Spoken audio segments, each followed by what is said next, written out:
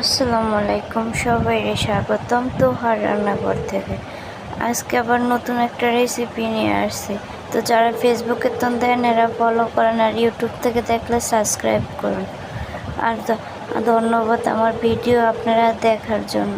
আর video subscribe করে follow করে আমার পাশেই থাকুন নিত্য নতুন ভিডিও দেখার জন্য। আজকে রান্না করবো ডিম। তো কেমনে ডিম আলু দিয়ে রান্না করি দেখেন, ঘরোয়াভাবে সহজ ঘরের মশলা দিয়ে। তো মশলা প্রথমে এইভাবে কষায় নিয়েছি, কষায় নিয়ে আলুটা দিয়ে দিছি, তার ভেতরে আলুটাও কষাইতে আসি। কষানোর পর তারপর ডিম 3টা দিয়ে দিছি ওটার ভিতরে। মানুষ হয়েছি 3জন, লেগে ডিমও দিছি 3টা। তো পরে কষাইতে আসি, মশলাগুলো 3টা ডিমের ভিতর ঢুকাইতেছি আর বের করতে আসি।